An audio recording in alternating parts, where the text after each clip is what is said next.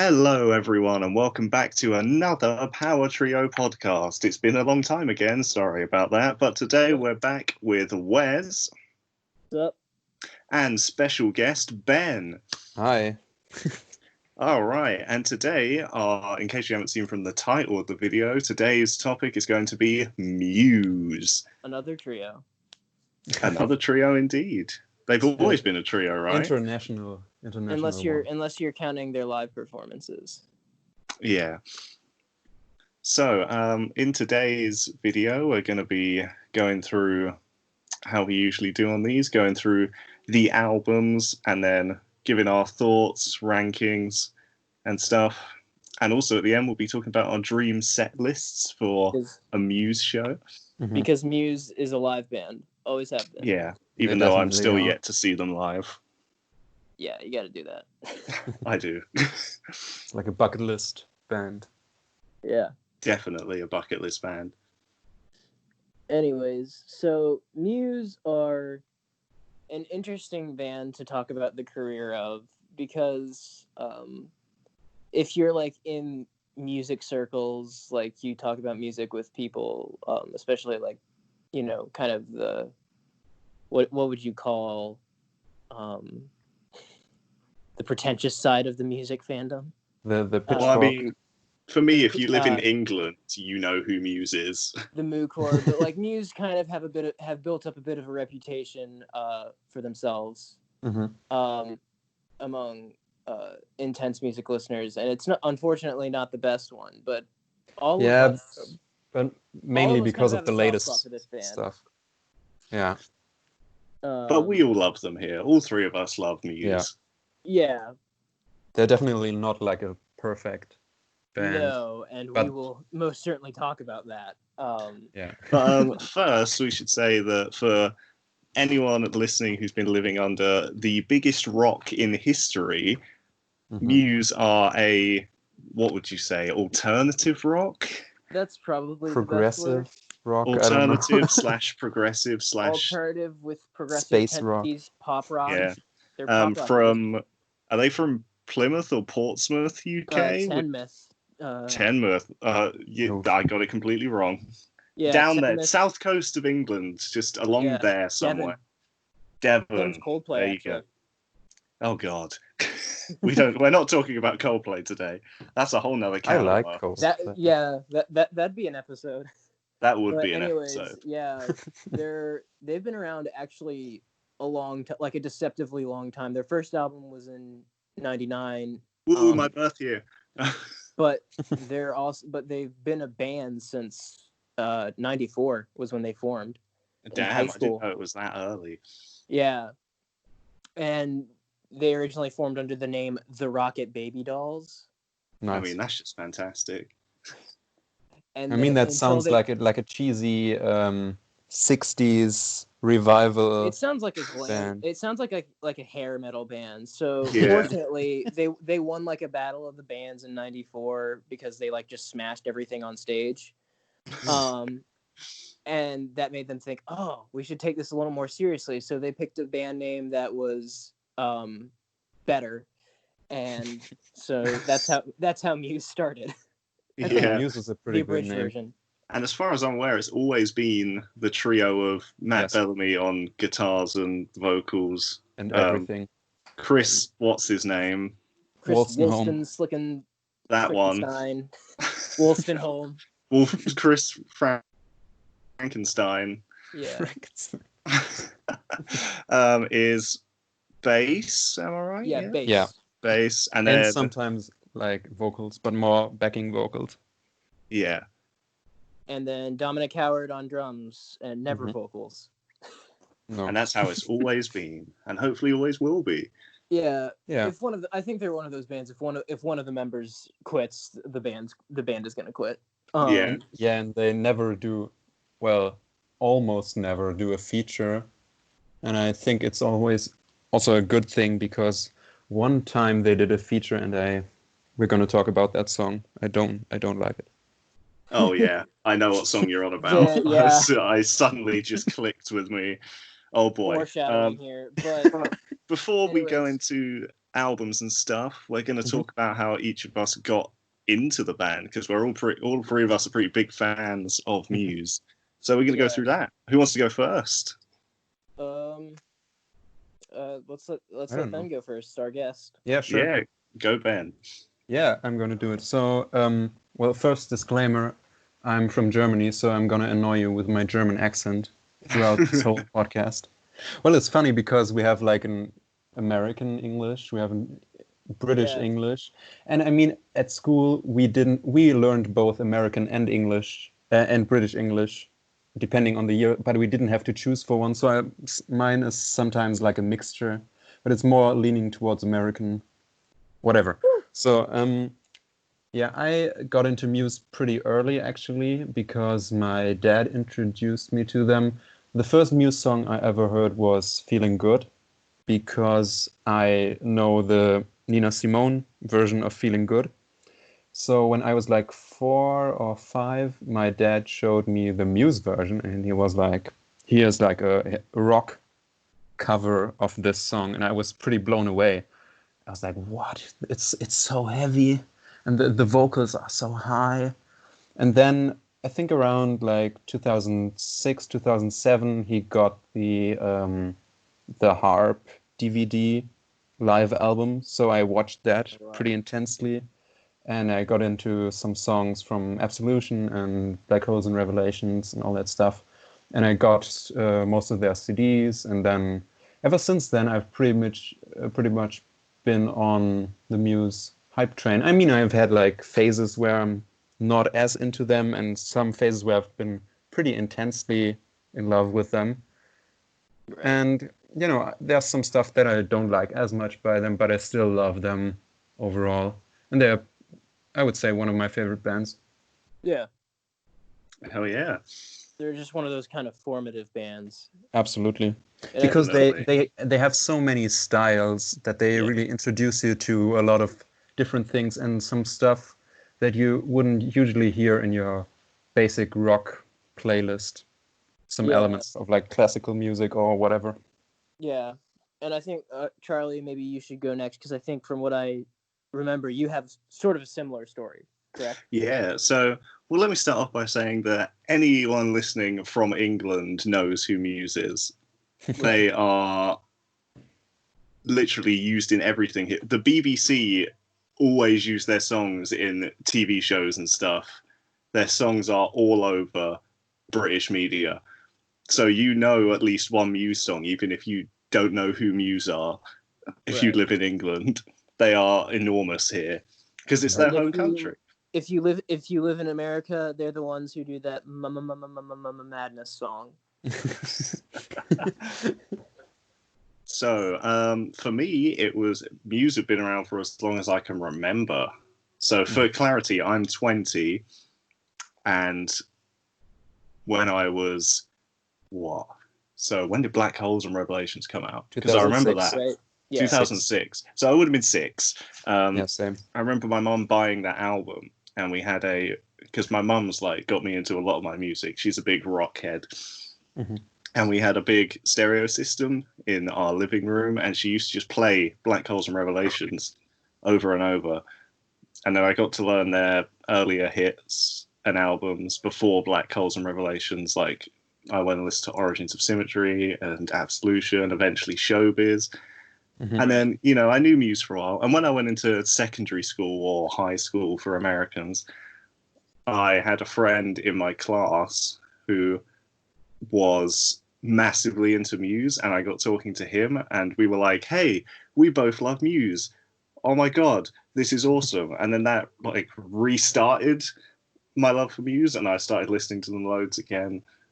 And then Right. they were sort of the soundtrack to my secondary school. I remember me and the friend who was really into Muse being really excited for the second Law coming out in 2012.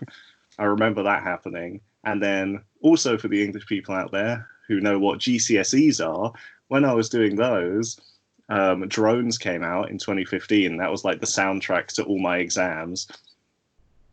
It's a very anxious record. Yeah, basically they've been with me for my entire life, and there is always a point in my life that I can soundtrack with some Muse, basically. Same. I almost feel like I don't know. I feel like I have a less what's the word? Storied history with Muse, but they were the probably a more band. They were intense the one. band that I didn't necessarily grow up with Muse. Like I remember hearing their U.S. hits on the radio, like the alternative radio stations, in like my mom and dad's car.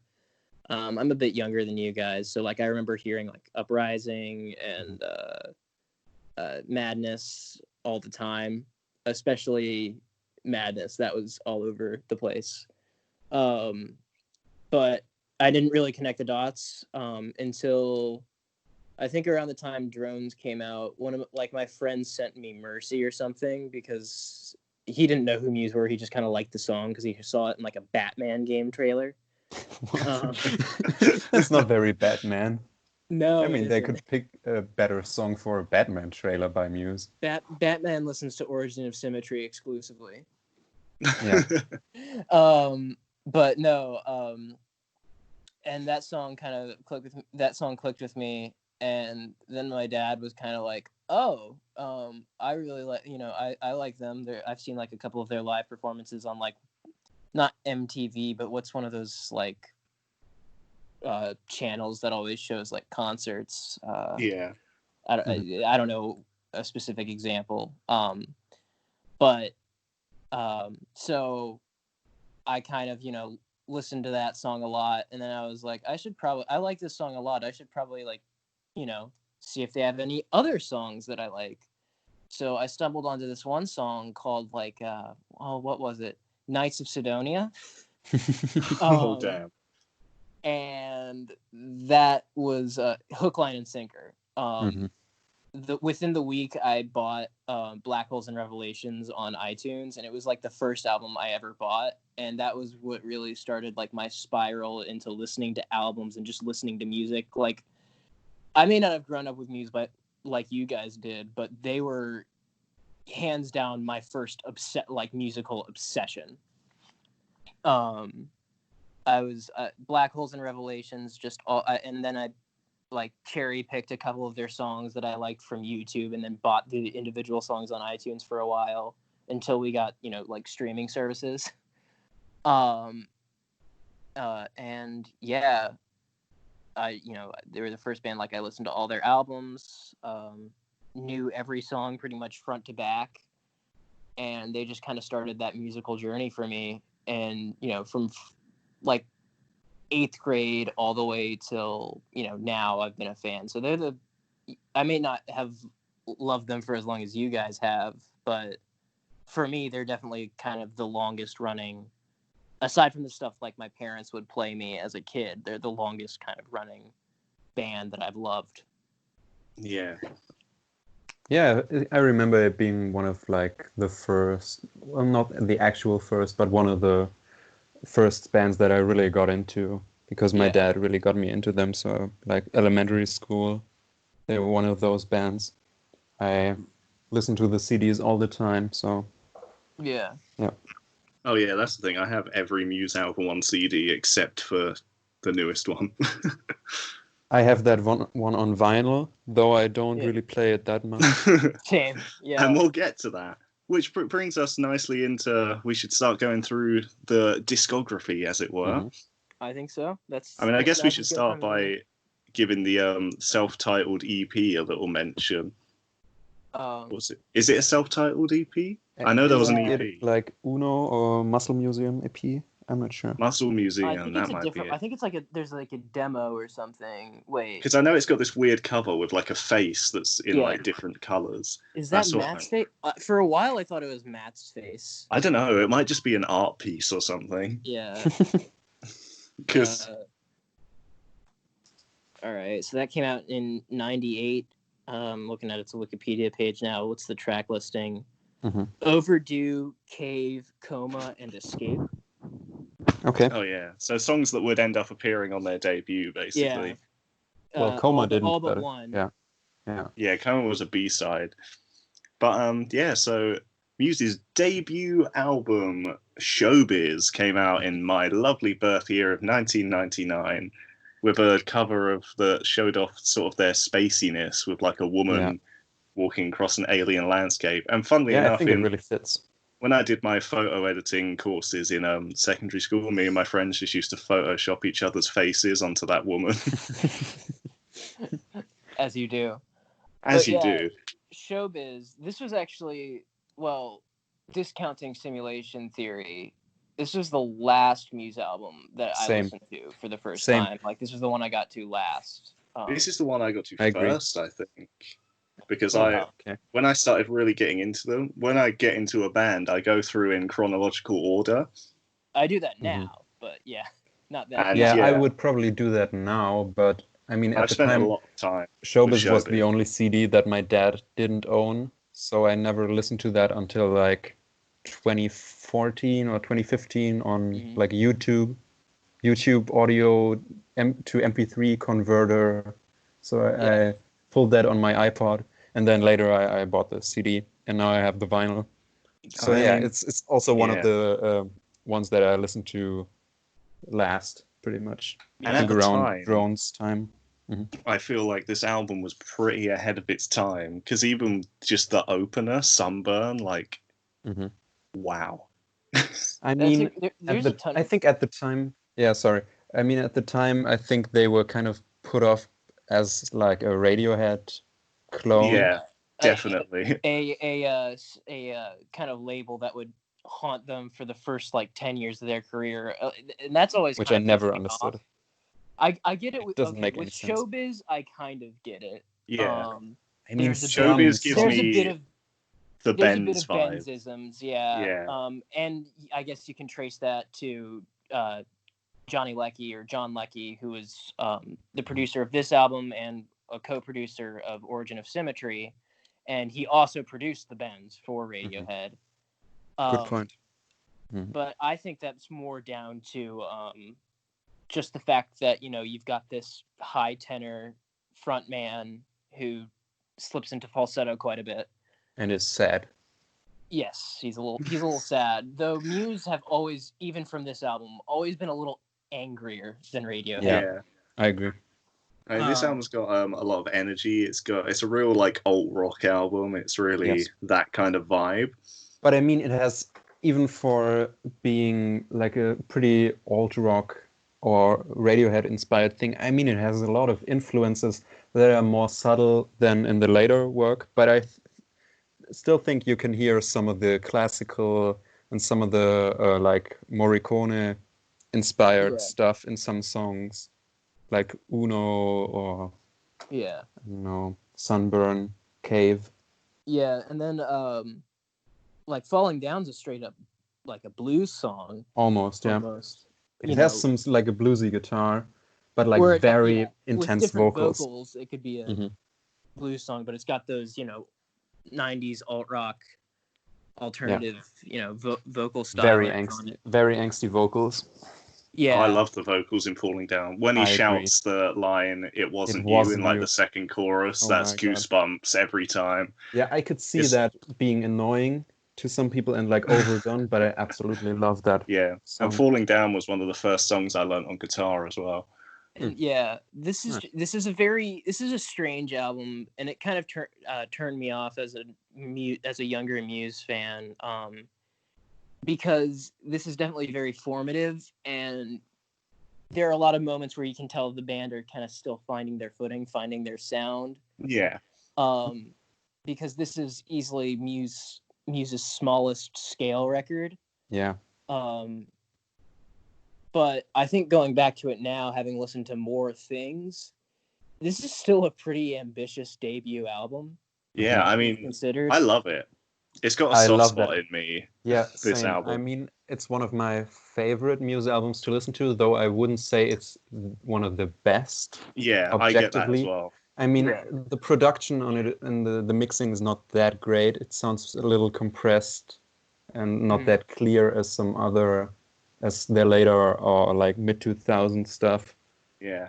And all right, well, I think I like the track listing. It's pretty consistent, but there are definitely some songs that don't do as much as others and are not as impressive. And I think it's fair to say it's a little front loaded because after I'm gonna say Sober, it's kind of it hits a lull where it's a lot of more. I don't want to say mid tempo, but there's less. The songs get a little less catchy to me. Like that, the last 4 or so songs aren't all that memorable. They don't stand out in my head. I'm gonna have I to love them, disagree there. I mean, Overdue is pretty catchy, but it's not really a super big, well-written song. It's just pretty short. Yeah. But it's catchy, but it's not as memorable as some of the stuff in the first half. And speaking of written, I think lyrically, this is more personal than Matt would get on later albums, but I think it's also there are some lines here that kind of like stick out like a sore thumb to me. I think Sober has one, the Royal Canadian blended line. Yeah. Which is I never really paid attention that much to the lyrics. If you're going to talk about that line, you want to talk about the next line. Spicy vomit had blended me. Yeah, there's some weird ones. I mean, not that anyone really ever goes to Muse for their lyrics, but I don't know. This one has a weirder style compared to what kind of come after. They're not as I don't know, a little awkward about it. So they're not as they're a little angstier, I'd say. Not as authentic yet. Yeah. So to wrap this bit up, shall we go through our top 3 songs of Showbiz each? Yes. Sure. Who wants to start? I'll start. Sure. So for me, it's quite strange in that there's almost a structure to my favorite songs on this album, in which first, middle, and last song, Sunburn for its fantastic piano melody and guitar solo of craziness. Showbiz, the title track for the build, that song builds Showbiz. And Hate This and I'll Love You is one of my favorite Muse songs. I think that's a really, really underrated song. Yeah. It's incredible. That's my top 3 for Showbiz.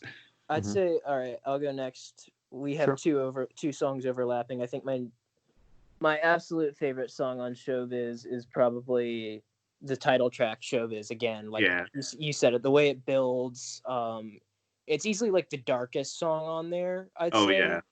Yeah. And at the same time, that's along with Sunburn, that's the one where I think you really see like what Muse were gonna end up becoming. Because that song definitely has this build, this ambition to it that would definitely that you can trace into the albums that came after it. And then after that, Muscle Museum I just think it's a fantastic early single. Muscle Museum is great. That kind of almost Greek-sounding guitar, and then it leads into that really just monstrous chorus. Yeah, it's brilliant how it does that. And then I would say Sunburn, which we already talked about. The piano, the soaring kind of vocals in the chorus, just a quintessential Muse song. Great opener. Great way to kick things off. All right, Ben. I mean, I love a lot of these songs, but my top 3, I would say, are all in a row. I would say they're Falling Down, Cave, and Showbiz. I think the middle of this album is the strongest point. Like from Falling Down through Unintended, it's just killer. Like I would say Unintended would be my top 4 song. It's great. I mean, that's a very Radiohead song, but like I think Cave is extremely underrated. Yeah, I think that's a pretty epic song, and Showbiz too. I mean, it's moving.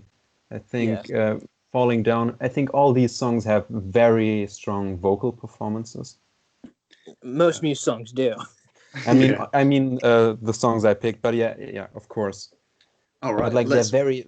You can very feel them. They're not as over the top as the stuff that would come later. Yeah. It doesn't. Yeah. This is an album that I like quite a bit, especially as a Muse fan. but it's not one I come back to as a whole a lot. I wouldn't say I love Showbiz. I love songs on it, and I find it really fascinating to go back and listen to this version of Muse. But as an album, I like it. I think it's pretty good. I think it's Alright. pretty underrated. Yes, it's definitely underrated. That's So fair. let's move forwards in the band's history after spending Oh, boy. 12 minutes talking about Showbiz. This is gonna be a long one. That's In okay. 2 years later, we get Muse's second studio album, Origin of Symmetry. Now, for the English viewers, this is where they broke into the mainstream because Plug-in Baby was an enormous hit in the UK, and you could not watch MTV without seeing the music video around this time. Can we mention just how weird that music video is? I don't want to. Yeah. Oh yeah, it's hella It's so weird, strange. but It's like so early.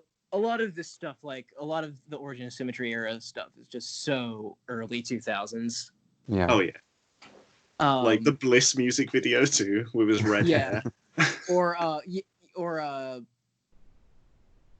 like the hyper music. I think it's hyper music where he's Mhm. it's like wind blasting at him, and he's like Yeah. trying to play guitar in the middle. But yeah, the god awful CGI in the Bliss video.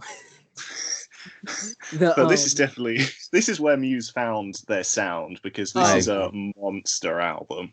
This is I know you guys both love Showbiz, and I like it too, but this is just a massive leap forward for Yeah, them, in my this opinion. is a next level shit. This album. I mean, in terms of songwriting, in terms of composition, arrangement, instrumentals, diversity, yeah. scale. Yeah. All you have to All do is over the listen to the place. opener Newborn, and you will understand everything we are saying. Yeah. This is just and this is like the one where I think all the Radiohead comparisons just become completely ridiculous to me. Yeah, Like it's only really Showbiz that has that. my friend was who's getting more into music. He listened to OK Computer, and he had listened to Origin of Symmetry before, and he was like, "Bro, Muse completely ripped them off," and I was like, "What?" No. Or I saw another review like on a site that said like Origin of Symmetry is like OK Computer but boring, and I'm like, oh. There's a lot of No. things you can call Origin of Symmetry. But it's not boring. I don't understand how boring is one of them. Mhm. Because Another- right from the opener, like you said, Newborn, this is an instantly attention grabbing album. Oh yeah. That the opening guitar in that track after the piano lulls you in is like the ultimate bait and switch. Funny thing, my in the intro when I talked about my friend who loved Muse, one time he sliced his foot open because he was jumping around so much when playing the riff to Newborn on his guitar that he sliced his foot on one of his stands. Oh. Jeez. Because yeah, it's that kind of aggression that you just can't help but want to just jump everywhere. It's a pretty blood pumping record, especially Yes. on tracks like Newborn. Yeah. Oh yeah. Sorry. And another joke Like hype that was music. Mhm. another joke that was in my friendship circle when before the latest album came out, we were all theorizing what their next album would be, and we just turned the album cover for Origin of Symmetry upside down, inverted the colors, and called it Symmetry of Origin, and were convinced that was the next album. Yeah, We I miss doubt the that old they would Muse. do that. The real Citizen Erased Part 2. Oh god.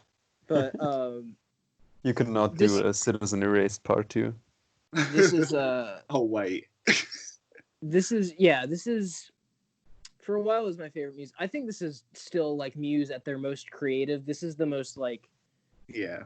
original, so to speak, Muse album, because this is definitely an alternative rock album, and it's not like super inaccessible or experimental, but I still have yet to find a lot of albums that really sound quite like this one. Yeah, Yeah, this has in got a its really ambition. It's like the genre bending and how well it works it blows my mind.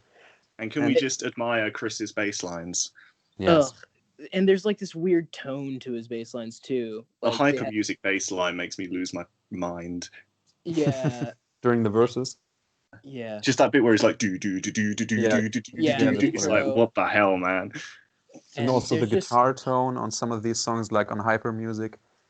Oh Yeah. yeah, It's very just the unique. screeching at the beginning. this Oh, this God, whole yeah. album. Like, if I had to describe the album in a word, it'd probably just be chaos.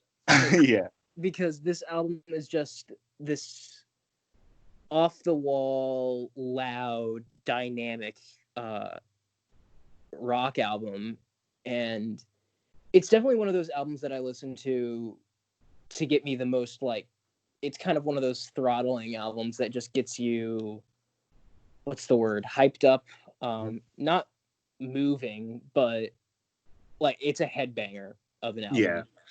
I mean, not Definitely. every song, but I think what you said about chaos definitely fits. But it's Yeah. the chaos is so well controlled, and so it all fits very well together. And we also get arguably Matt's best vocal performance in Microcuts, Yes, I don't know absolutely. about best, but but like, definitely highest. The most impressive. highest, most mind blowing. Like, when people are, I like playing that for people who aren't familiar with Muse and just seeing their reaction and go like, "Geez."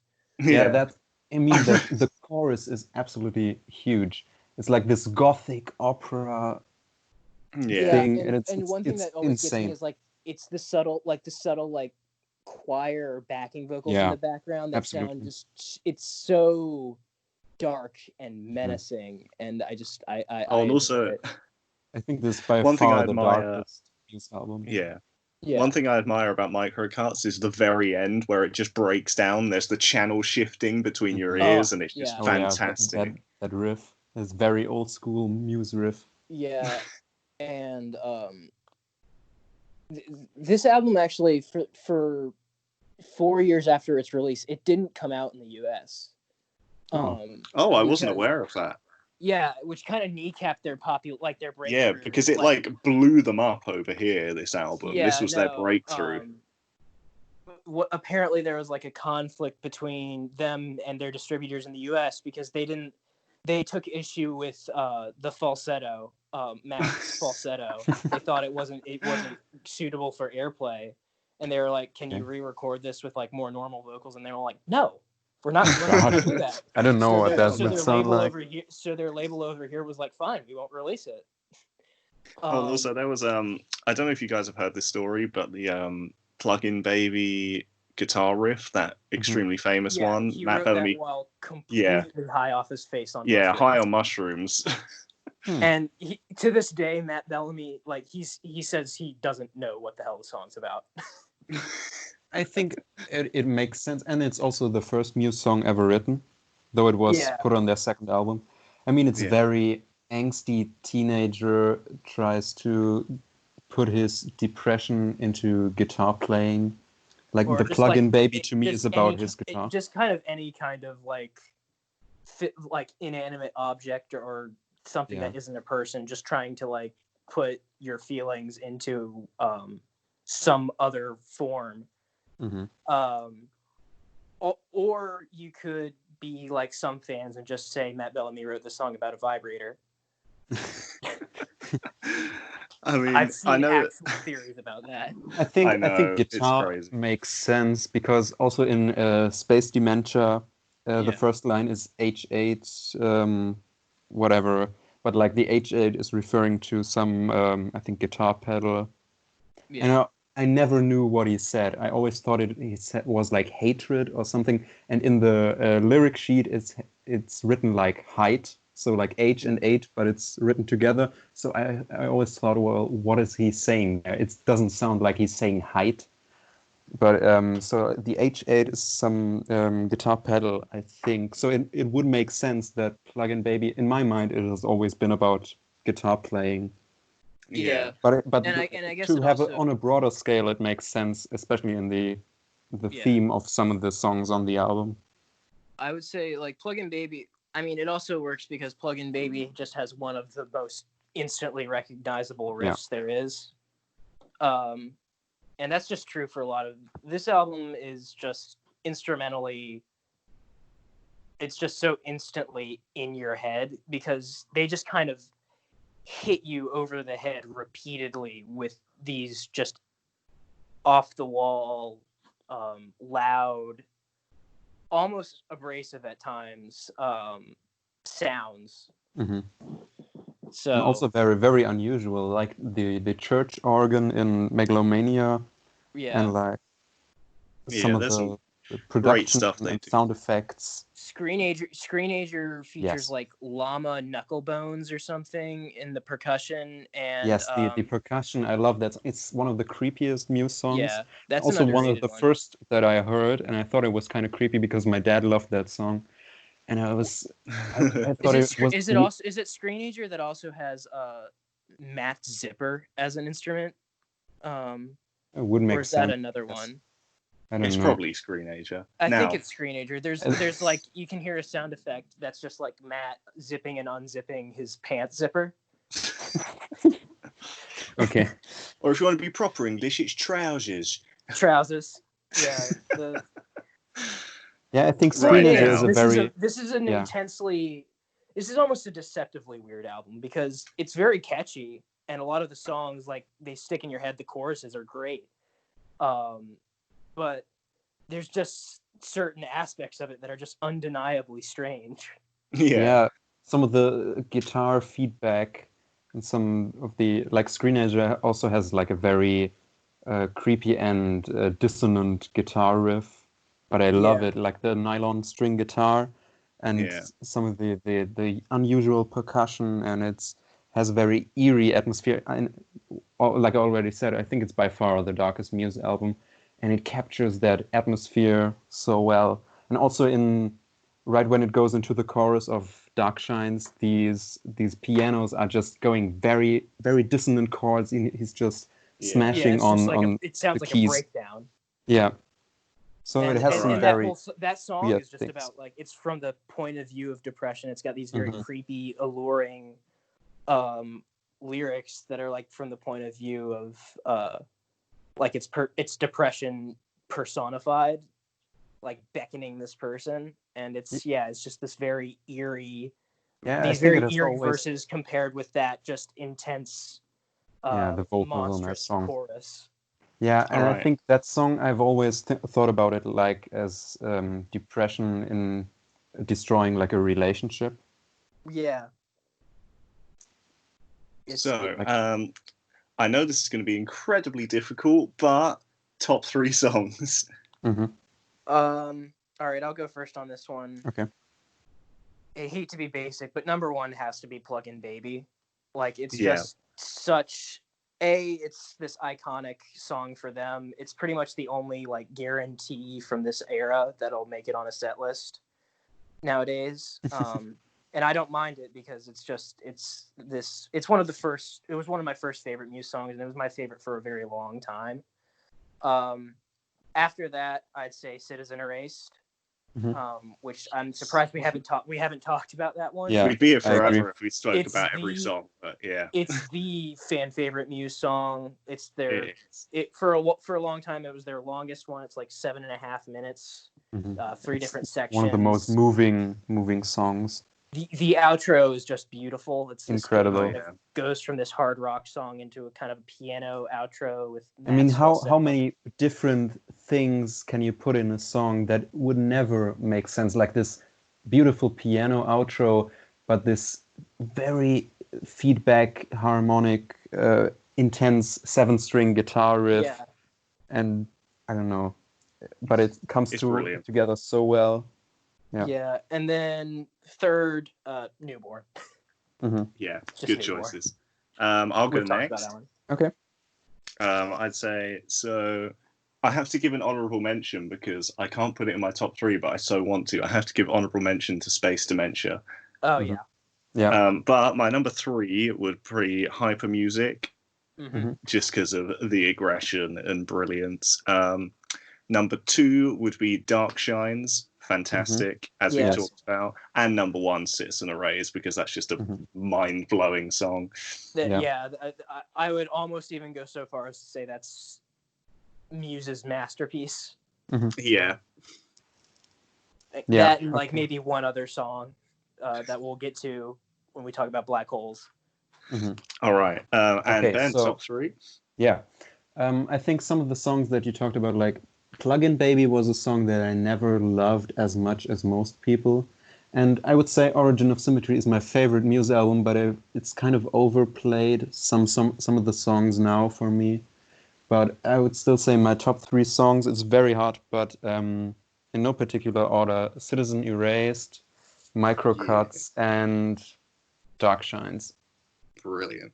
Okay, Alright. so we head forwards 2 more years, and we're going to need to speed up now because we're already 40 minutes in and we're only on the second album. We'll talk about this one and the next one about at the same length, and then we'll probably shorten. Yeah, it we'll up speed up the other towards one. the end. One But, thing I want to mention before we get to Absolution is in 2002 they put out a double A-sided single, Dead Star and In Your World, Yeah. which are two great songs. And then they already also put out the Hullabaloo. Yes. Hullabaloo DVD, It's soundtrack. a live album and a B-sides compilation. Yeah. Yeah. Just thought I'd And mention then that. in 2003, they released their third studio album, Absolution, which And has this- the most songs on any Muse album with 14. And Well, this two is, of them are kind of interludes, or like Yeah. intro and interlude. And this is still. Yeah. I think this is, for all intents and purposes, this was Muse's big final breakthrough that kind of let them just conquer the world from this point on. I mean, in England, they were still riding the wave from Origins and Hysteria, singles Hysteria and Time is Running Out. This was the album that let them headline Glastonbury with Yeah. only 3 albums out, which is insane. But also, side note for any fans who haven't watched the Glastonbury 2004 performance, do it. But yeah, this was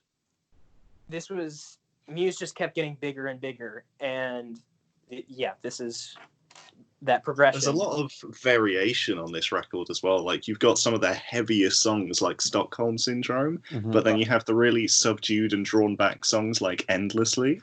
Yeah, Endlessly or Falling Away with You. But there's Falling Away you with also You is have amazing. like some of their most epic work, like Butterflies and Hurricanes, which And is this Hysteria kind of with the ballad. best bass line ever. And then this is just it has some of Muse's biggest singles. I think Time is Running Out gave them their first top 10 hit in the UK. That was one of the first Muse songs I remember just obsessing over and getting into. Yeah. And that song was very overplayed for me at some point, but yeah. I'm a little over it because they played it at like all of their shows, and I kind of want another song from this era to be played. But it's still a great single. Yeah, I think Absolution was one of the albums that I never loved as much. But now that I've come back to it in preparation for this, I have to say it's a very, very good album. I think just some of the songs were very overplayed, but now like I got some time off Muse and now getting back into it. I think this is one of probably the most consistent track lists. Yeah. Despite it being 14 tracks, which is pretty insane. I think almost every song on this is killer. Everything on here is like it has a place in here, and I would say lyrically and thematically, this is Matt's best work. Like this is the most cohesive album. But there's a lot of like religious and political criticism on here. I was going to say, let's clarify that every Muse album is a concept album, and the concept is the end of the world. Pretty much only Absolution that it really takes that a step further. Because I was going to say an album that begins with the song "Apocalypse, Please," which only continues to get more relevant. And unfortunately, we get to see more of Matt's personal side of Matt in his beliefs in Thoughts of a Dying Atheist is his point of view on It's amazing song, man. So catchy. And but it's also like kind of dark got an unconventional. It's an unconventional sound for Muse because it's this weirdly. It's not exactly subdued, but it's not necessarily like a riff. It's not a very heavy song. It's fast paced and it's catchy, Yeah. but there's no like huge breakdown. Yeah, and the solo is kind of weird. Yeah, but I Yeah. mean, it's also right next to it is The Small Print, which is like one of Muse's most Endlessly. metal But yeah, I agree. songs. Yes, I love that song. Now that I re-listen to it, it's one of my favorite songs on the album. Yeah, which apparently Matt really doesn't like that song. Wow. Okay. Because I think he it's wanted lyrically also very interesting. He wanted the B-side Fury to be on the album, but but Dom and Chris both like The Small Print, so they put that one on there instead. I would go with Dom and Chris because, well, the B-sides are something that I didn't get into as early as when I listened to the albums, because back then I only listened to the CDs, and I only got into like the B-sides recently, like the last year or so, when I listened to them on Spotify or YouTube or whatever.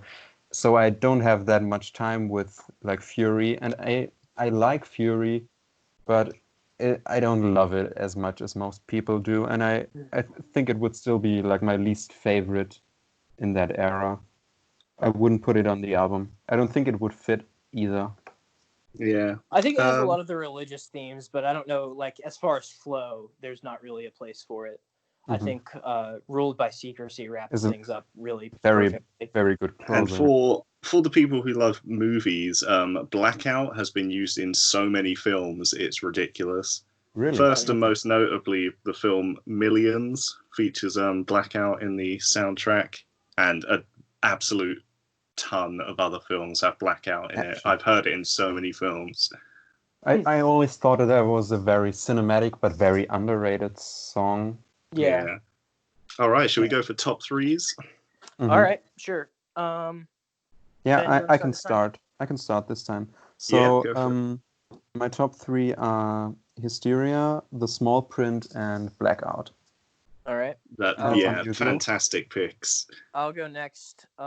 Stockholm Syndrome, which is, I think, one of the ultimate, like, that song almost single-handedly ruined progressive metal for me because, like, I had such high expectations going into like Dream Theater and the like, and then I don't know, nothing's quite hit me in the same way Stockholm Syndrome does. Yeah, I think Dream Theater covered that song once. Yeah, they covered part of it.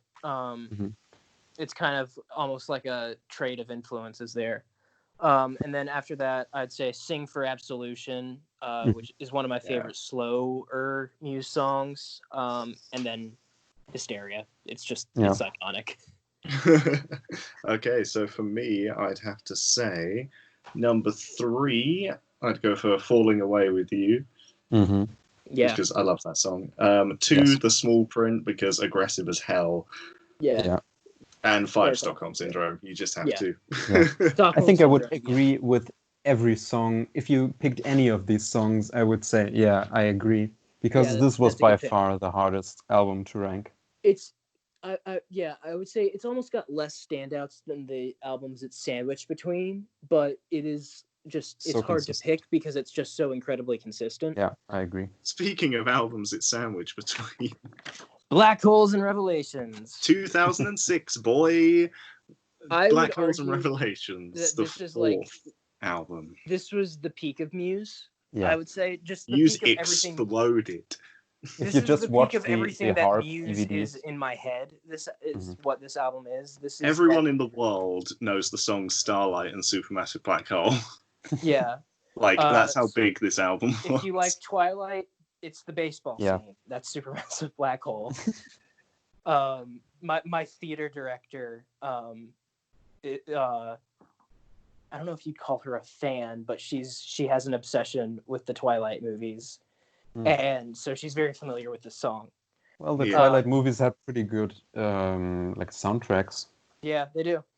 They had 15 Step in the credits of the first one by Really? In the credit? It's like the most you random can't use a credit masterpiece of a song in the credits to such a trash movie. It doesn't fit in the credit whatsoever. It just doesn't. But Yeah. they made Tom York made a song for Twilight, didn't he? Yeah, I think so.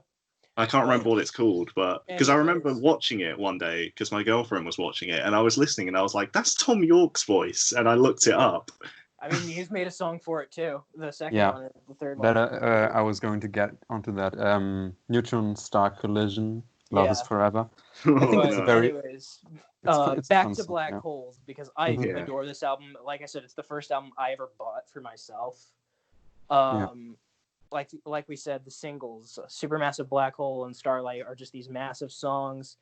And Knights of Sidonia, this is the song that I was referring to when I said like Muse might have another masterpiece other Mhm. than Yeah. Citizen Erased, because this is Muse at their like dumbest but also most genius.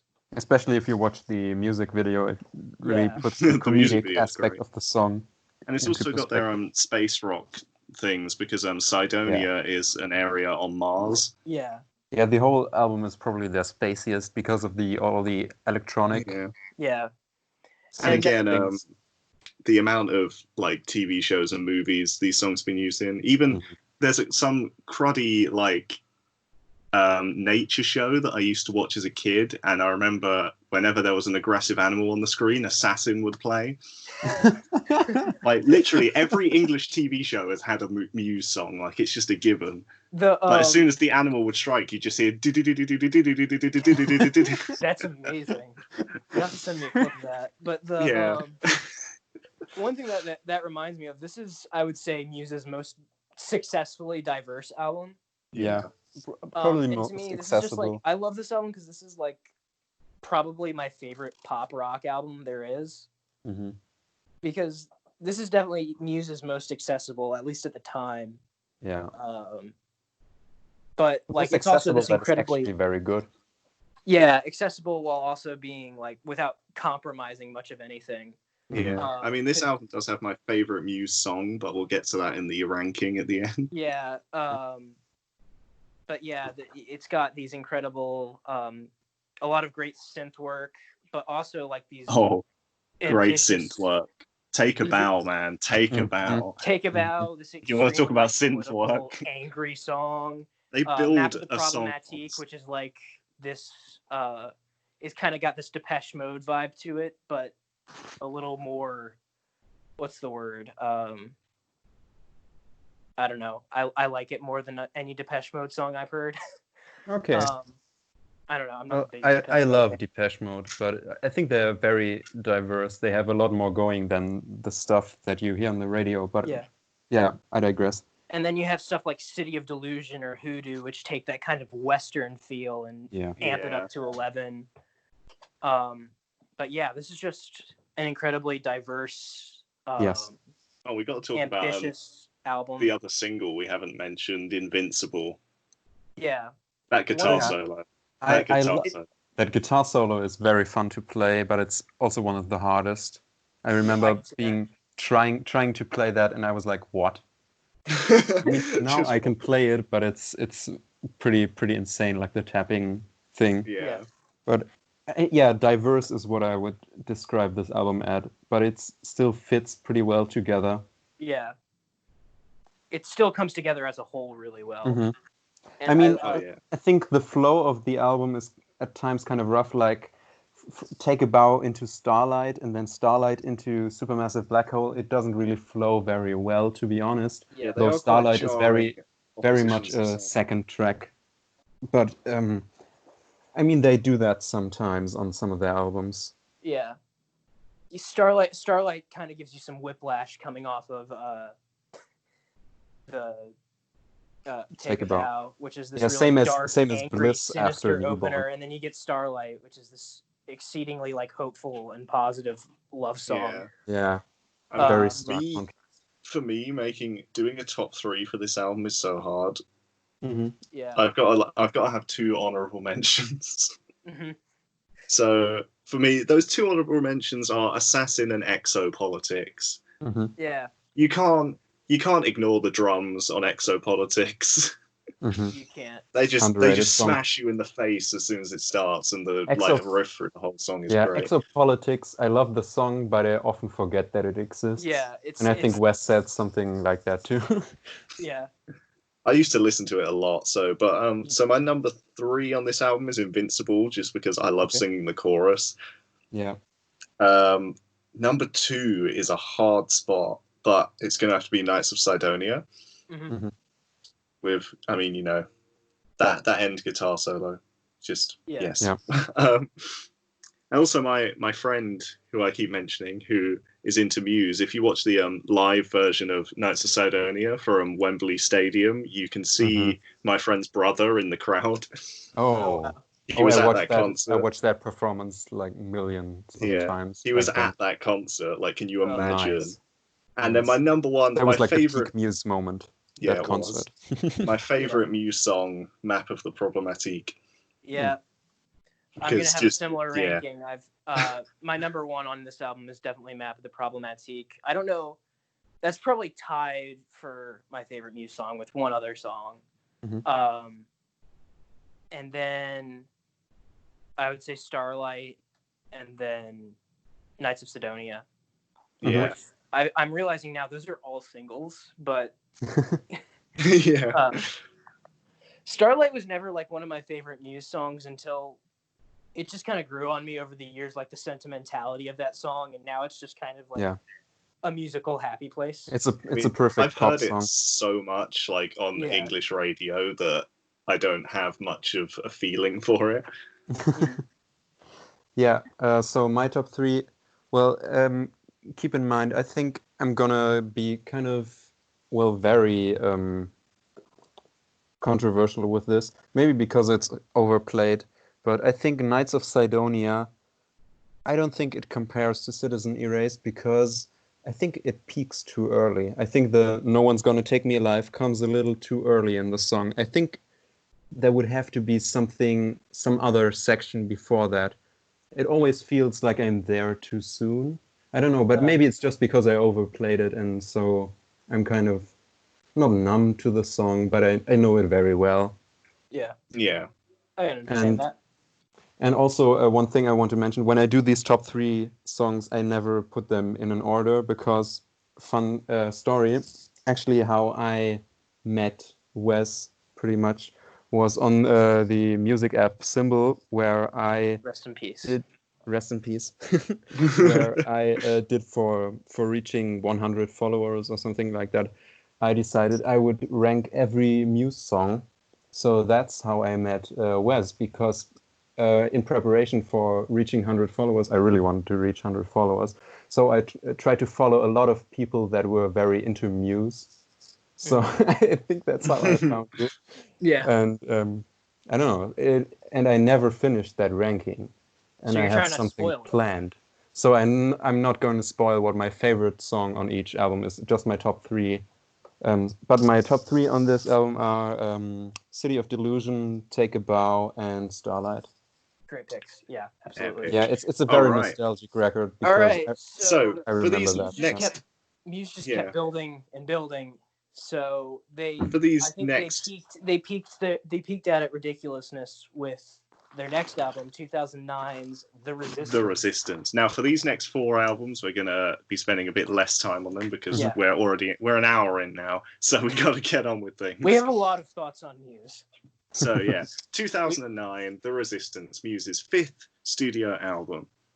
And my favorite album cover from Muse as well. Yeah, it's very Although nice I don't know what it's supposed to mean, pretty much. I mean, it's probably something science. I don't know, it's just like, ooh, pretty colors. Yeah, Matt Bellamy came out as gay and no one bought it, but you know. To reference the Tumblr side of Muse's fandom, the Beldom. Oh no. No. I can hear you again. I'm kicked out of the podcast now. Bye. No, get out of here. But no, this is Muse's most ambitious record yet, but this is the start of almost their downfall. This is the breaking point.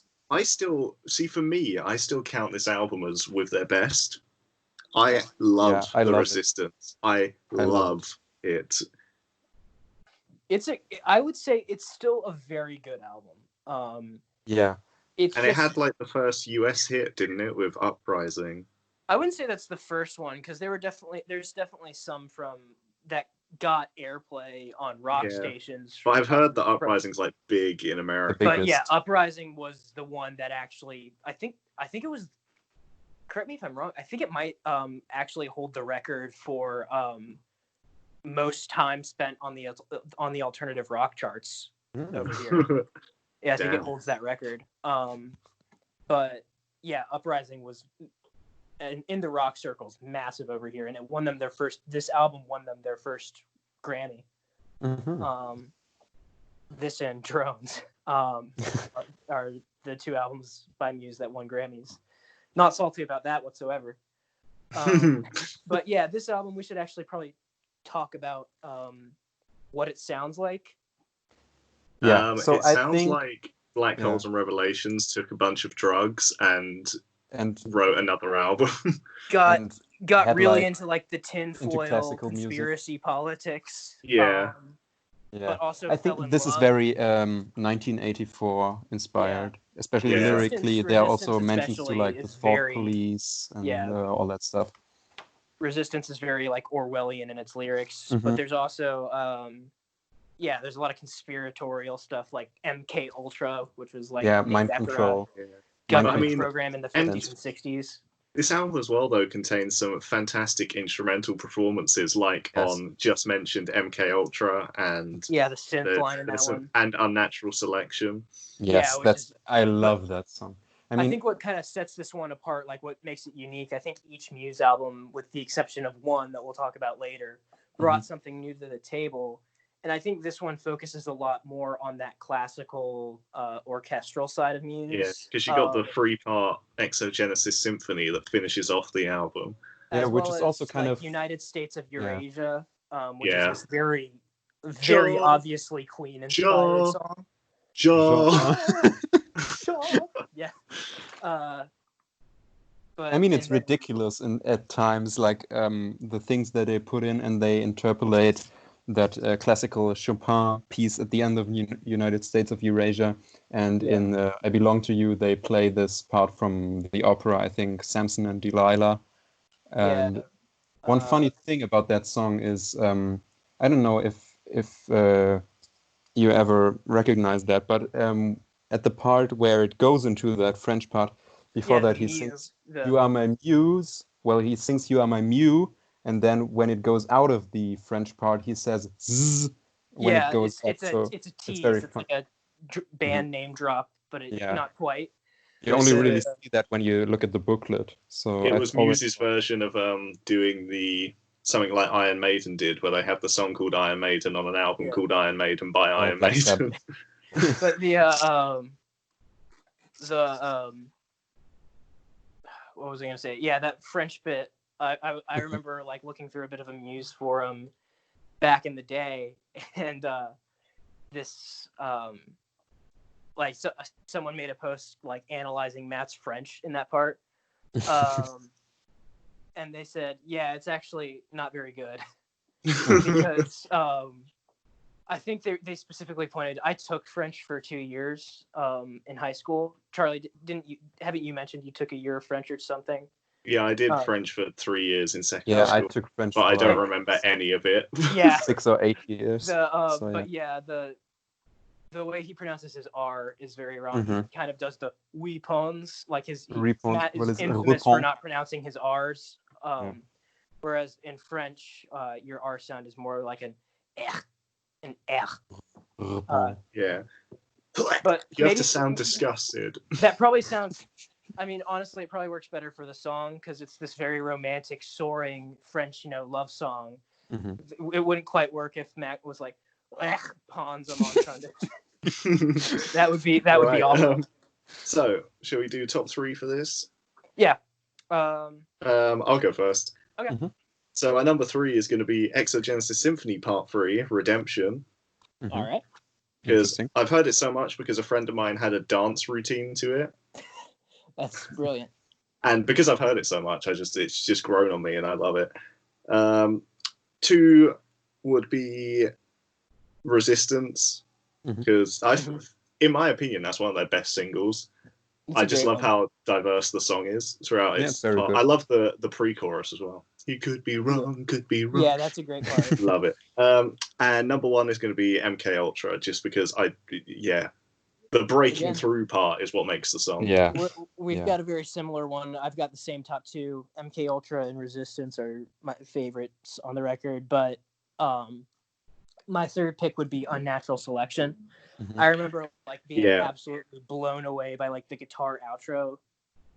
Yeah, and like the middle part of that song, when it kind of like slows down. Yeah, I was like mind blown back then. Yeah. And my top 3 are United States of Eurasia. I think that's has always been one of my favorite Muse songs. Unnatural Selection and MK Ultra. Brilliant. And this is a very nostalgic album. I remember listening to it to death. It was one of my favorite Muse albums, but now I see a little more of its flaws, and I think that was kind of the breaking point for some people, because they've gone a little over the top. They have always been over the top, but I think here it doesn't sound as authentic or angsty or real as it did in the early years. There are moments on this album where it's hard to take it seriously. Yeah, absolutely. Yeah. Like Speaking, with Eurasia, or Jaw. I Love You, Jaw. like, she attacks me like a Leo, and my heart is split like Rio. And speaking of not taking Muse seriously, let's skip forward 3 more years. Yeah. In 2012, have not been very kind to Muse and their fan base. In 2012, we had the London 2012 Olympics, and we also had Muse release their 6th studio album, The Second Law. Yeah, I think one thing that we really see with the Resistance and the following albums is that Muse really suck at doing concept albums. Yep. And also, Muse did a dubstep song. The past 10 years, I've noticed that I think Muse have just been trying to make the Resistance in different styles. Yeah. The last 10 years. All right. So we did kind of the piano rock classical angle. What's next? Oh, dubstep. Yeah, they said like dubstep was like the future of music or something like that. Yeah, so I would say it was popular for like 1 year. The Second Law has not quite aged as well. At least certain parts of it have not aged very well. This is another one where they definitely started going downhill, but I still have quite a soft spot for it. I do like a lot of the songs, and also the Survival, the album's 5th track, became the official song for the London 2012 Olympics. The band was brilliant. That big. It's brilliant for the Olympics, because it also has like a almost like you can run to the creepy beat of someone going ha ha ha ha ha ha ha. Yeah, and also like music theory wise, how it always goes up and up another not an octave, but like it always goes higher and higher. Oh, yeah, and you also get the failed James Bond theme of Supremacy. Yeah. I mean, I do love that song because of just how high it goes when he says Supremacy. It's not quite elegant enough for Bond, I don't think, but it's still a really fun opener. Mm-hmm. And then we've got the hit single Madness that you said was big in America. It wasn't as back big. Then I remember everyone did not like it. Yeah. And there's like a clip of a performance they did like at a BBC radio show. It's like a smaller stage, and this one guy in the crowd just yells, "Madness is shit!" And then Matt just says, "We're gonna play this one for you then." And then you had the crazy single of Panic Station with an equally crazy music video. I love that song. I like Panic Station. I mean, there are parts of Panic Station that are objectively awful, like some of the vocals. But I absolutely love that song. Me and my friend who like Muse used to walk around our school like singing Panic Station in harmony, just because we could walk to like the drum beat of the song. So we just walked around. Do like your little strut. It's kind of got that another one like they did in the music video. Bass But yeah, that's really. This is easily, well, not easily now. this is probably Muse's messiest album. Yeah, I agree with that. Yeah, because Like- you go from like guitar-driven song in Survival to the next song being like part dubstep with "Follow this Me." dubstep song, but it's like it's like a tribute to his newborn child. Yeah, It samples his son's heartbeat, Oh god. which is cute, but it's also Does it make like, up the dubstep part? and then we also Yeah. get two songs, "Save Me" and "Liquid State," where Yeah, this Chris is- takes the helm and vocals. Yeah, "Liquid and State" is Fonzie. actually a really good song. I love that song. Yeah, I those mean, are Save actually Me is kind of I boring, like a it, little but bit. at times I find it very boring and too long. And like the guitar solo is literally just going up and down the scale, and it's like the most boring guitar solo I've ever heard. And who then, could forget? Who could forget "Unsustainable"? a dubstep song, not a dubstep song, like a bro step song, but But it's constructed created with the entirely guitar. with organic instruments, Yeah, no. And that's pretty I mean, cool. it's- But which is I a mean, cool the dubstep- factoid, but it doesn't really translate it to be. It doesn't really translate to a very interesting song. and the Yeah, I dubstep do just think- doesn't sound good. I do think the second Unsustainable. law suite is as it were, even though it's only two songs. Yeah. It kind of could have done with not being on the album, but I love. I mean, Isolated Isolated System was used in World War Z, the movie. Mhm. I think Isolated System is a really eerie I love that. close to the album, and I like It's one that of the most one. authentic songs on the album. That it's not one very and over the Explorers top. and Animals are both very. Yeah. Those are like some of the few late era Muse songs that I can actually take pretty seriously. Yeah, I think Animals is a song that any Muse fan could get into. Animals is fantastic. I actually But, used to top like it because I three? thought it was a little too reserved, but I actually like kind of how for Muse it's very Pink Floydian, but it's also more restrained for most of it than Yeah, Muse and typically bassline. go for. And like the guitar, like the sort of winding guitar throughout it is really great. And Explorers is just this really, it's an over the top but very cute and moving ballad. Yeah, I mean, the structure of the album is kind of weird because then we have a lot of ballads after Animals, which I always call the Me trilogy, because you have Explorers, which is like Free Me, and then you have Big Freeze, which is like Heal Me in the chorus, and then you have Save Me, and you also have Follow Me. And I also love Big Freeze, which Yeah. is like It's a good song. it's a not one of U2 my ripoff, favorites. but it's a good U2 ripoff. There's a lot of U2 ripoff in this so album. in top threes, All right. I'll start because they're all in. They come one after the other on the album, but my number three would be Explorers. Mhm. Number two, Big Freeze, and number one, Animals, because Animals is just great. Yeah. Yeah, my top three is Animals, Explorers, and Isolated System. For me, Excellent. I would say it's Big Freeze, Panic Station, and it's a toss-up between Explorers and Animals, but I'll go with Explorers because I like kind of the more emotional side. Explorers always gives me Christmas vibes. And then On that. from That's kind of strange, but from doing the Resistance in dubstep to doing the Resistance in guitar rock, we head forward three more years to 2015 for the Muse album with the worst album cover, Drones. Well, Drones, can we just? I can we wouldn't just say it's sigh the and worst move album on? cover. I would say Simulation Theory has the worst. I'd say sigh and move on with the album after this, but Simulation Theory, like I groaned when I first saw it, but it's kind of grown on me. Like it's just a really fun, stupid album cover, and I kind of like it. Yeah, I guess. Drones is just a little too phallic for my taste. I mean, Drones, I was mixed on the lead up to this album coming out because the lead single was Psycho. Boring. I don't hate the song, but it's so meat and potatoes. Having Matt Bellamy sing to you, "Your ass belongs to me now," was a bit strange, but yeah. And also the drill sergeant bit sucks ass. I mean, yeah, The Drill skits on Sergeant this and album are it's JFK. so Like, corny. this It sounds like the SpongeBob intro.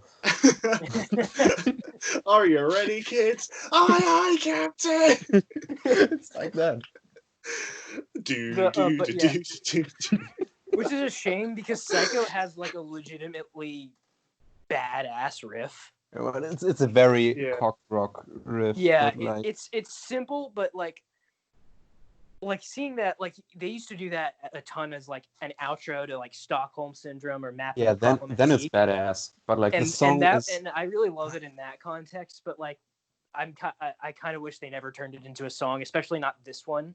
yeah, you really feel in this album that they tried to listen to the fans who wanted them to go back to like the more Absolutely. rock oriented stuff. Yeah. But they do the rock stuff in such a Oh yeah.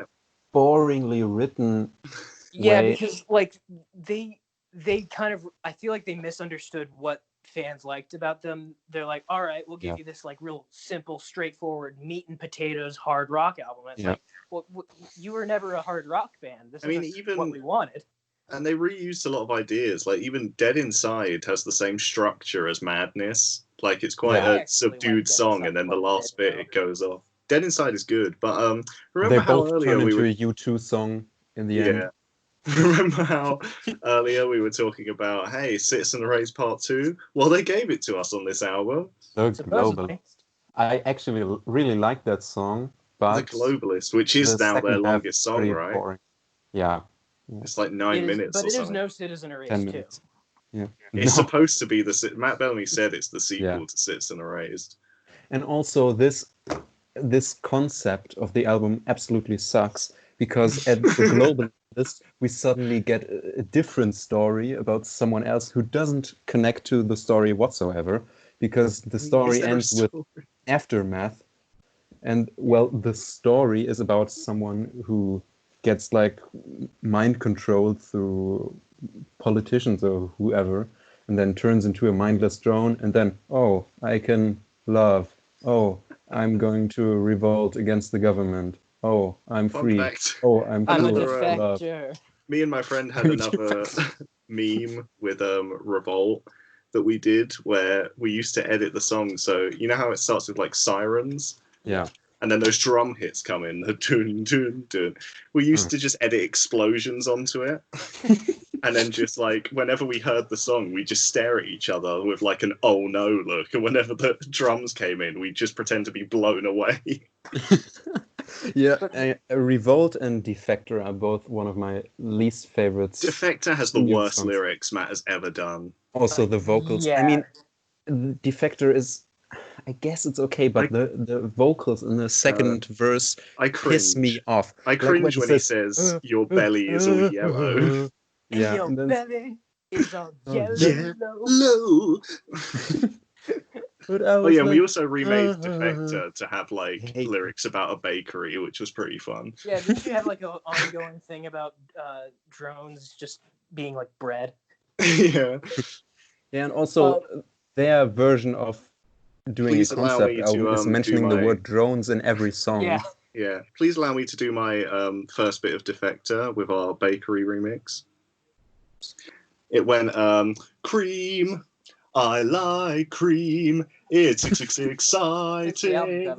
The pies are on me. The dough is rising. God. That was the first bit of our bakery remix.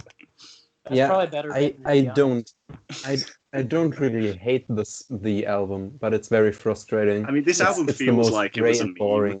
This is just it's a hard one for me to sit through, because like even those songs I really like, I go back to songs like Dead Inside, The Handler, and especially Reapers quite a bit. Oh yeah, Reapers is like the highlight.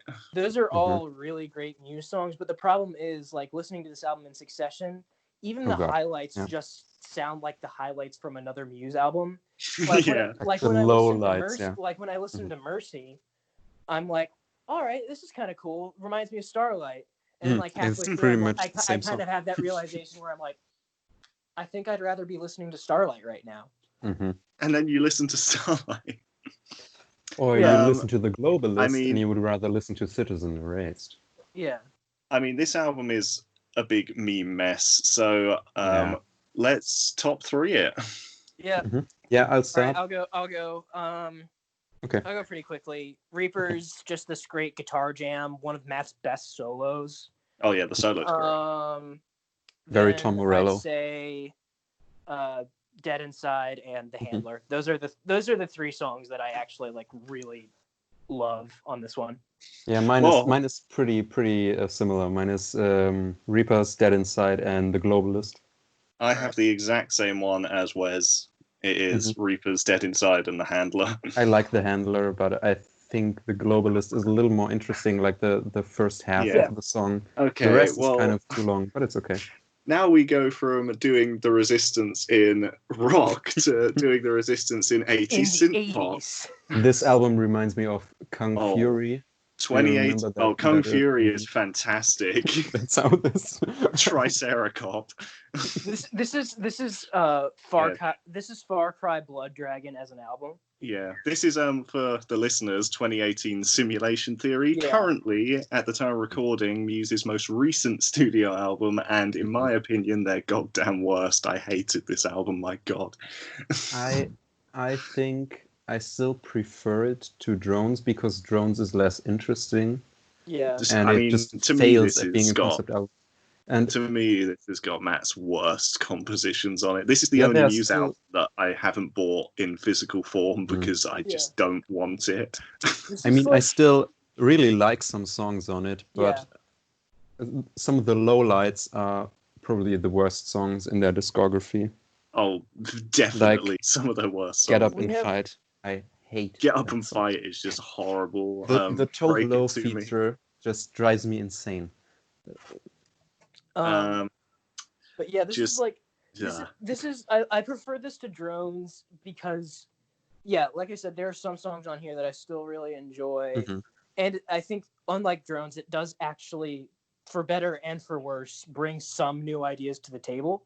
Yeah, like there is a reason to there are reasons, they're weird reasons, but there are reasons to listen to this over another Muse album because it has things that other Muse albums don't have. But yeah, there are some lows here. Like Get Up and Fight is just this disgusting. It's the most over the top. I thought you was going to say disgusting. It's the most over the top, cheesy song that they've ever done, with featuring vocals from Tove Lo of all people, the mastermind behind Disco Tits. I mean, Tove Lo is not that bad, but why would you feature her on that song? Why Tove Lo? I mean, and who let them make the music video to Pressure? Where they perform as Rocket Baby Dolls. Yeah, as Rocket Baby Dolls, the Back to the Future. And then they have to like kill murderous, like, I can't even remember what they are. They're like also the music video to Thought not Contagion. From Gremlins, but what was the movie called? I don't know. Yeah, just something like that. But yeah, it's this whole album, this whole era was like all over the place. It started in 2017 with the single "Dig Down." Oh god, that came out on my birthday. May I ask? That was my birthday present that year. Wow, bad birthday. But a good birthday for me because it's the only song on the album I like. Really? Okay, that's one of my absolute least favorite on the album. It's boring and bland. It was a really weird single to me. It's Madness, but like 10 times worse. And Madness I really like, but Dig Down is the most nothing of a song. And it's trying to be kind of political. And they had a music video where they did it like Trump singing the song, where they just mashed up him saying words, which is a trend that some other YouTuber already did like years ago, and they did that. It's corny, but not in a fun way. Yeah. Despite the horrendous quality of this album, British media still found ways to use the songs. Yeah. There was a TV show called The Planets, which was like this science show, and the intro was The Void. Yeah. The Void is actually a song I kind of like as an outro. And there are other songs. There's songs on here that I do really like. I love. Yeah, I think agree. Pressure is one of their better pop rock songs in a while.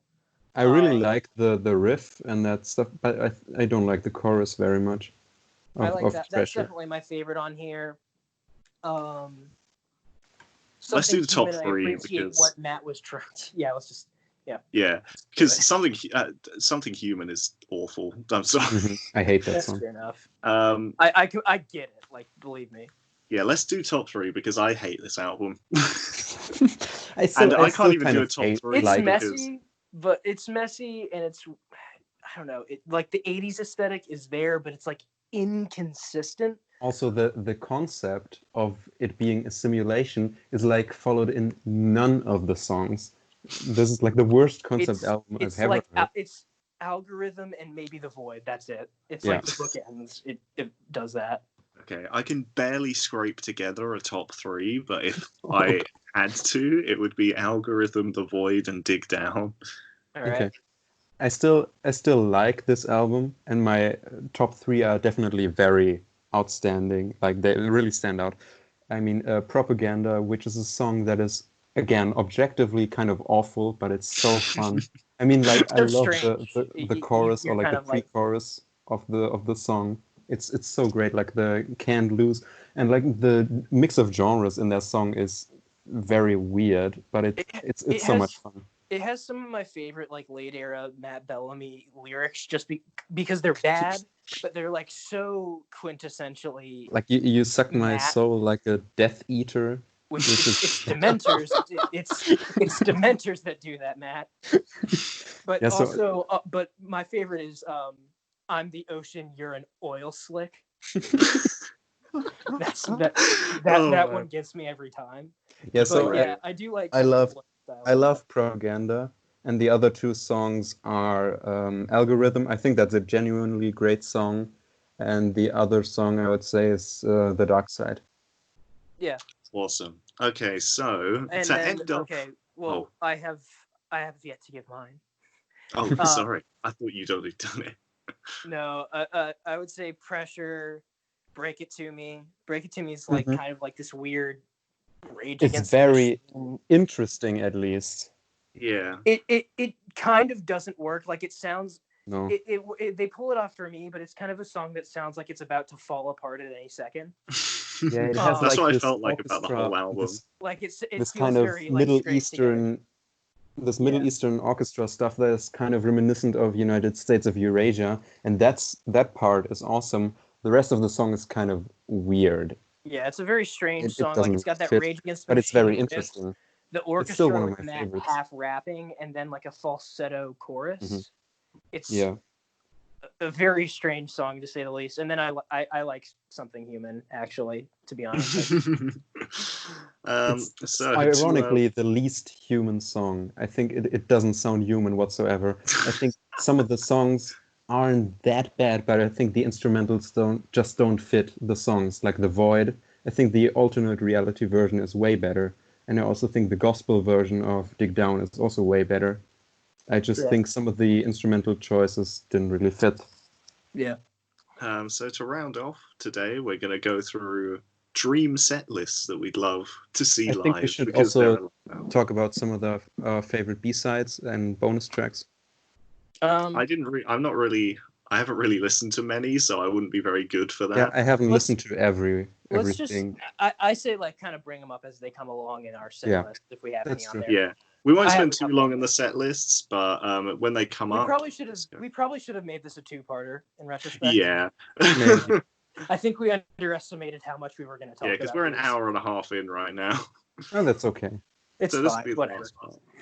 No one's going to watch this anyway. So who's going to go first with the set list? I can go first. Yeah, you go ahead. Go, Ben.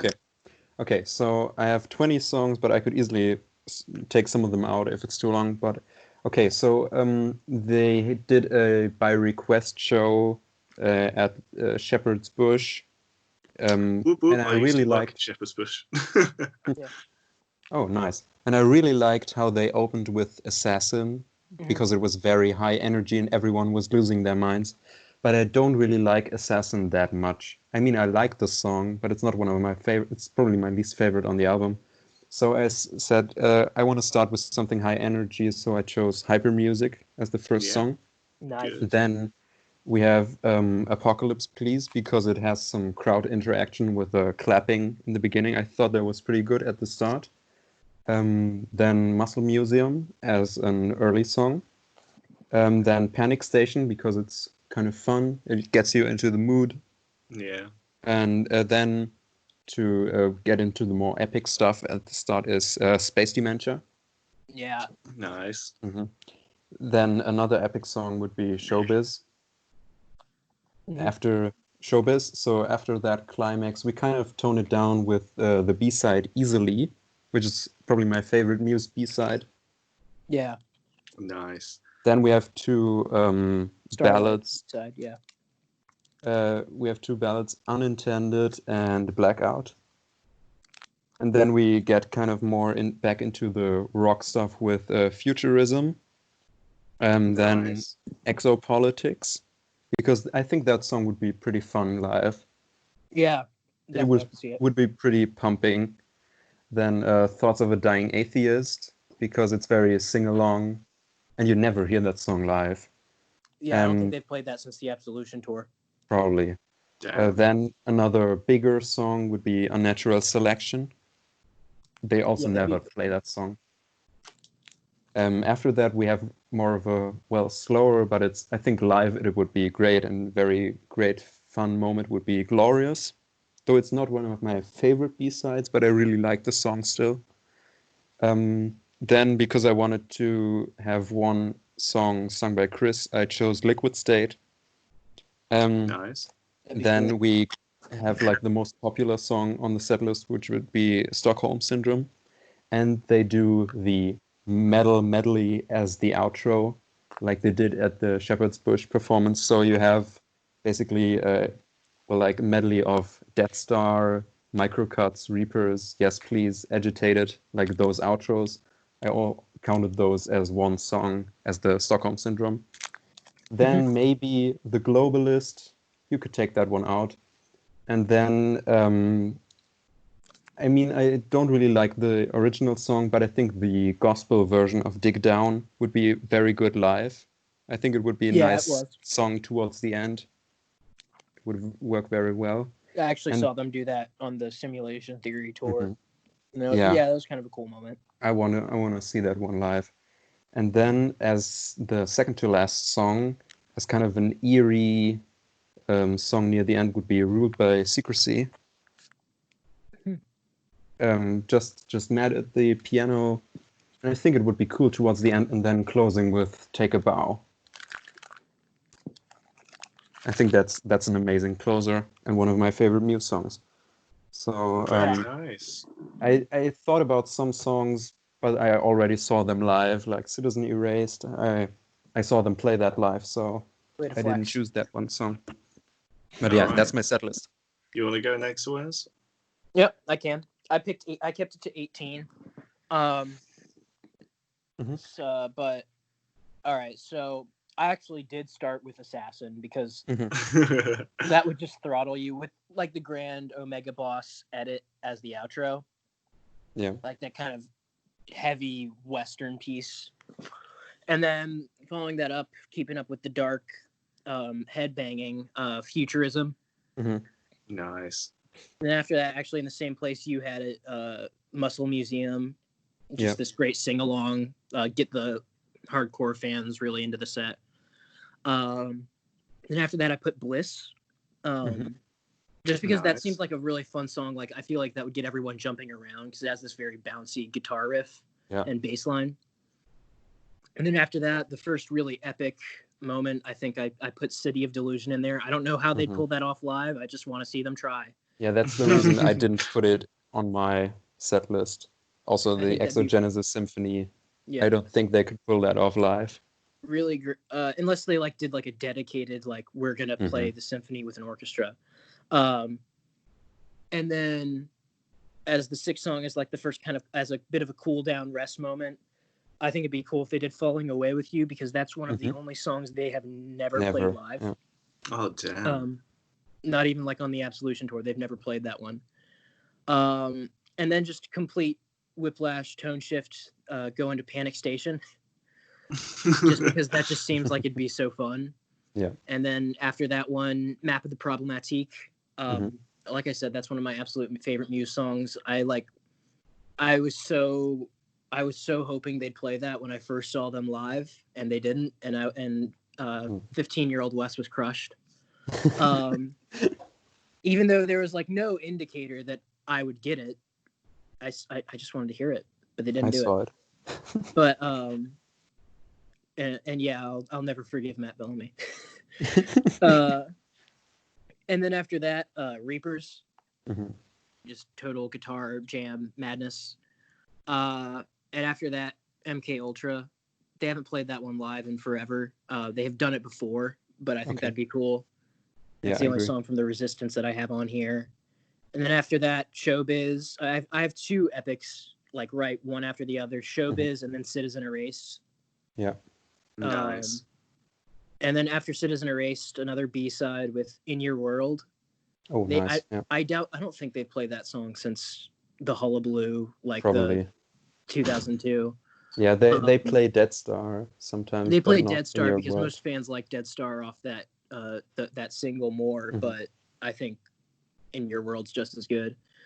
And then after that, Butterflies and Hurricanes, another epic that looks really good live because they add a guitar solo in there as well.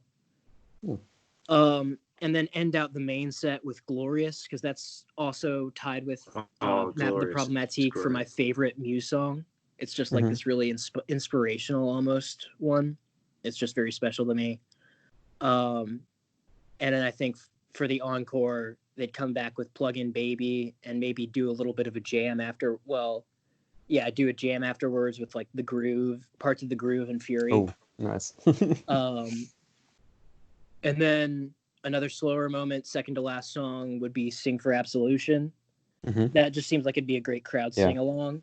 Like what really sold me on that song, like what made it one of my favorites, was seeing the Shepherd's Bush performance and seeing the crowd sing along is just really awesome.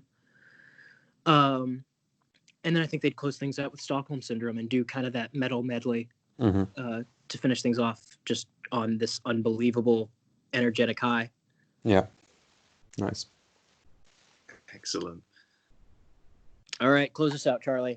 So I think I went with 18 songs. I went with 18 songs as well and an encore. I did this based off of what my dream set list would be. If I could create the set list, this is what it would be. Yeah, I've tried to include things from every album as well. So we start off with Sunburn, because I think it's just a great opener for things.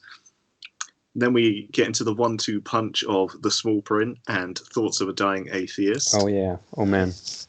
Nice. That would be a hell of a 1-2 punch to see live. Yes. Then bring things back in a bit with Invincible. Early. And then I love that song live. Yeah. I don't think I've seen it's really performance. They did it on the Harp DVD on the Wembley. It has a nice intro with the slide guitar. So yeah. Cool. Then Animals, because I just love the song. Yeah. As well as Big Freeze, because I also loved the song. They've never played that one either. Yeah. And then we take a 180 and go in with Agitated. Oh, nice. From Big Freeze to Agitated is a bit jarring, but... Yeah, from Kill Me to You Do It To Me Sweetly, Do It To My Yeah. One of my least favorite Muse lyrics. Then we get a 2-punch from Origins to Symmetry with Space Dementia and Dark Shines. Excellent. Nice. I almost included back to Dark Shines. Yeah. Then MK Ultra. Hell yeah. Then 2 great guitar songs in Reapers and Unnatural Selection. Matt's hand would hurt after that. Then be going like into in agony. The Handler next. Good one. Then 2 Butterflies and Hurricanes. Yeah. And then we end it out with a few epics with all this in order: Showbiz, Map of the Problematique, Exopolitics, and Hate This and I Love You. And Main Set Ends. Okay. Then for the encore, Dig Down, because I like it. Okay, shut up. I have a bit of a soft spot for it. They opened for it the first time I saw them back in 2017. So it's hard for me to really hate it. Second encore song, The Resistance. Resistance. Then Crowd Pleaser with Hysteria. And then end the whole thing with Citizen Erased. Nice. And with that, I think that's where we end things today. Yeah, that was I mean, maybe the it most felt, self-indulgent one we've done. I know, it felt quick, but at We nearly didn't- 2 hours. We promise we didn't mean to do this, but we did it. Yeah.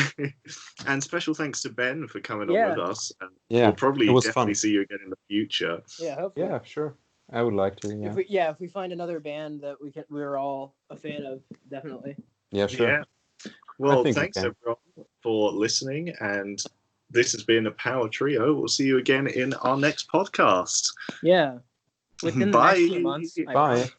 promise. Yeah, maybe in a few more months. Yeah. All right. All right. See you guys. Bye.